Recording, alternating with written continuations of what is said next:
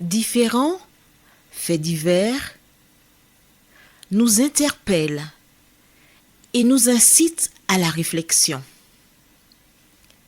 Ils annoncent un événement imminent et d'une grande importance.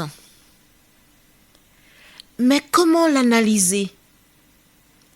En écoutant Jean-Claude qui, à la lumière de la Bible, t'accompagnera et te permettra d'être prête, d'être prêt pour le retour de Jésus. Note que les éditions spéciales sont disponibles sur YouTube. Quelle est la réponse 2? Le 2, c'est le chiffre. Je te salue fraternellement en Jésus-Christ, le Sauveur du monde. C'est Jean-Claude qui partage avec toi cette nouvelle série qui s'intitule Découvrir la vérité. Marco et Jean-Claude, sommes très heureux de te retrouver encore. Et c'est avec joie que nous partageons les paroles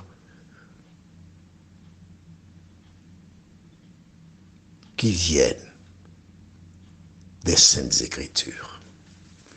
Aujourd'hui, nous verrons « Donne-moi des enfants ». Et la référence se trouve dans Genèse 30, les versets 1 à 6. Genèse 30, les versets 1 à 6. J'espère que tu as trouvé la page, car au risque de me répéter, je voudrais que tu lises en même temps que moi. Il ne faut pas te contenter de ce que disent des gens. Il te faut lire pour toi-même ce que dit la parole de Dieu. Juste avant de voir notre thème, Genèse 30, versets 1 à 6, prions notre Seigneur et notre Dieu. Nos âmes te louent et te bénissent pour le bonheur de te connaître, pour l'assurance que le Saint-Esprit nous accompagne, il nous dirige dans toute la vérité. Merci Seigneur pour ta présence. Nous t'en prions au nom de Jésus pour ta gloire éternelle. Amen. Rappelle-toi, Jacob a dû fuir la demeure parce que son frère voulait le tuer. Il arriva donc chez Laban, frère de sa mère, Rebecca. Il lui dit la vérité et celui-ci est content en disant « Ah oui, tu es vraiment mon os, c'est la famille, c'est la marque de fabrique. » Il abusera de lui. Et voici donc, lors de son arrivée dans ce pays, ses yeux avaient été conquis par une créature hors norme, Rachel, qui ébranla son cœur. Et son cerveau fut totalement rempli de sa personne.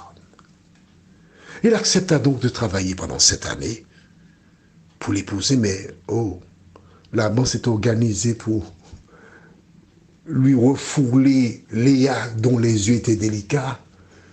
Et voici Jacob qui se retrouve avec 2 femmes, plus les servantes des 2 femmes, donc il a 4 femmes. Il voulait d'une seule. À l'arrivée, il se trouve avec 4 femmes. Mais Léa fait des enfants. Les servantes de même, mais ce n'est pas le cas pour Rachel. La femme qu'il aime, Dieu ne permet pas qu'elle mette au monde un enfant. Il aimerait bien prendre un enfant de cette femme dans ses bras. Mais non, elle n'en a pas. Lisons dans le livre de Genèse, chapitre 30, les versets 1 à 6.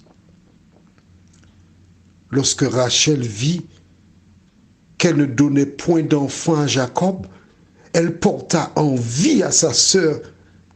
Et elle dit à Jacob, donne-moi des enfants ou je meurs.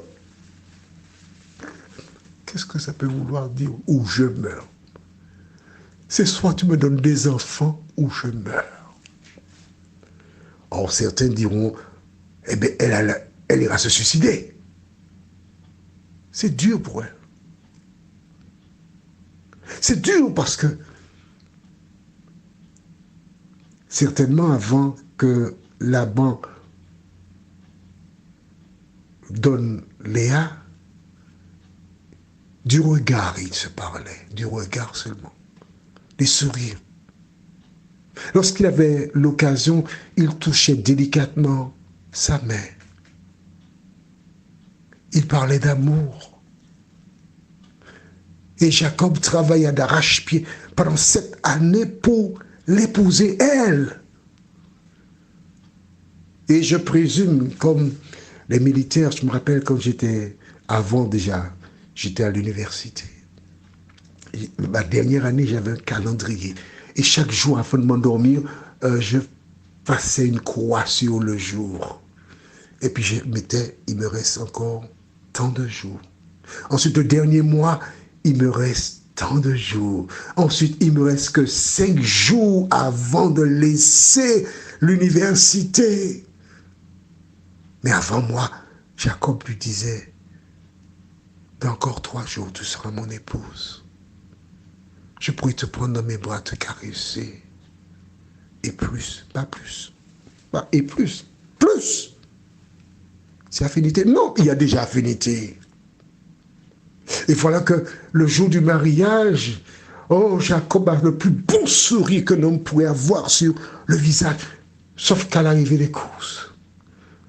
Rachel, qui l'aperçoit, peut-être pas, n'a pas de sourire, parce qu'elle sait dans quel piège son homme va tomber.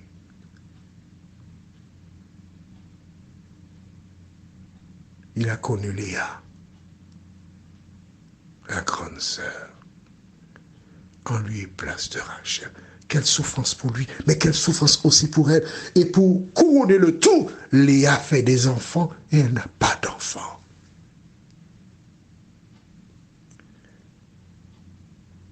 Que devait faire Rachel? Nous relisons verset 1. Lorsque Rachel vit qu'elle ne donnait point d'enfant à Jacob, elle porta envie à sa sœur et elle dit à Jacob, donne-moi des enfants ou je meurs. Mais dis-moi, Léa fait des enfants, donc Jacob n'a aucun problème. Il n'est pas stérile. Ne pense pas que je cherche à avilir Rachel. Je voudrais juste attirer ton attention. Quand tu rencontres un problème et que tu n'as pas de solution, au lieu de t'en prendre aux gens, de tourner tes regards vers Jacob, que devait faire Rachel? Se tourner vers l'Éternel des armées. Oui, toi qui m'écoutes, ne cherche pas de solution auprès des hommes, mais auprès de l'Éternel des armées. C'est à Dieu que Rachel devait se tourner, pas vers Jacob. Lisons la suite. La colère de Jacob s'enflamma contre Rachel et il dit, suis-je à la place de Dieu qui t'empêche d'être féconde? Pourquoi Rachel n'était pas féconde? Pourquoi? Dis-moi. Tu n'as pas la réponse, moi non plus. Mais je peux m'aventurer, dire l'attitude de Jacob vis-à-vis d'Ésaü. Il a dû se poser des questions. Est-ce que ce n'est pas à cause de mon attitude que Dieu ne permet pas que Rachel n'ait pas d'enfant? Certainement, cette pensée a dû traverser son cerveau. La Bible elle-même déclare, ton péché te retrouvera. Rachel, je voudrais ouvrir une parenthèse. Lorsqu'ils ont laissé la demeure paternelle, qu'est-ce qui s'est passé? Rachel a volé les dieux de son père, les téraphim. Elle s'est assise sur ces dieux qui étaient sur le chameau et a dit à son père, « Oh mon père, je ne puis me lever parce que j'ai ce que toutes les femmes ont. » Tu sais, le taille crayon, tu as compris. Mais si, ce que toutes les femmes ont, les hommes n'ont pas ça. Et voilà donc, elle avait placé sa confiance sur des dieux, les idoles. Était-ce le moyen pour Dieu de lui dire qu'elle a choisi des idoles, qu'elle supporte les conséquences? Tu vois, on pourrait avoir toute espèce de conclusion. Mais ce que nous devons retenir, et ce qui est fondamental, c'est que Jacob le dit, c'est Dieu qui donne les enfants. Que s'est-il passé? Lisons maintenant les versets 3 et suivants. Elle dit, voici ma servante Bila, va vers elle, qu'elle enfante sur mes genoux, et que par elle j'ai aussi des fils. Et elle lui donna pour femme Bila, sa servante. Vois-tu l'affaire de mère porteuse que nous entendons aujourd'hui, c'est pas nouveau, mais c'est dans la Bible. Bila était une mère porteuse, comme Léa aussi avait une servante qui était une mère porteuse. Et lisons la suite. C'est intéressant. Et Jacob alla vers elle. Bila devint enceinte et enfanta un fils à Jacob. Rachel dit, Dieu m'a rendu justice, il a entendu ma voix. Il m'a donné un fils. C'est pourquoi elle l'appela du nom de Dan. Ouais. Ah, Dieu m'a fait justice. Tu vois, ce n'est pas l'enfant de la servante, non, c'est l'enfant de Rachel. Bila était entre guillemets, une chose. Dieu m'a rendu justice. Au moins la confirmation que Jacob n'est pas stérile. Que devons-nous retenir de ces références bibliques?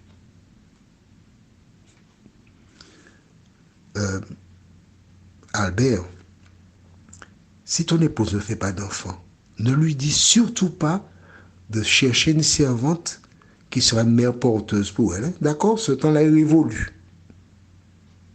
Non, c'est pas d'actualité, cela. On est d'accord? Bien. Quel que soit le problème que tu rencontres, il y a une chanson qui dit « Que faut-il faire quand l'adversaire ?» Et le refrain dit « Dis tout à Jésus. » Dis tout à Jésus. Tu sais, en tant qu'humain, il arrive que parfois tu voudrais dire des choses pour te défendre. Non. Tu voudrais dire des choses pour que l'on connaisse la vérité. Non. Parce qu'en disant des choses, les gens découvriront la vérité qui nuira à ton époux ou à ton épouse et à vos descendants. Fais ce que dit la Bible. Dieu déclare à travers l'un de ses enfants, assieds-toi à ma droite jusqu'à ce que je fasse de tes ennemis ton marchepied.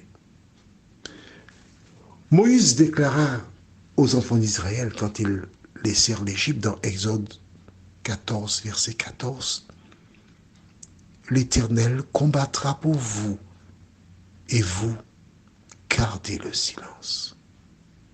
Je t'assure que le récit de la Bible me fait du bien et je me l'applique. Je me l'applique parce que j'ai placé mon assurance dans le juge de toute la terre. Prions. Seigneur, notre Dieu, merci pour la parole. Merci de continuer de nous éclairer, de nous diriger, de nous fortifier. Merci Seigneur parce que nous avons besoin de toi. Aide-nous à tourner continuellement nos regards vers toi. Nous t'avons prié au nom de Jésus pour ta gloire éternelle.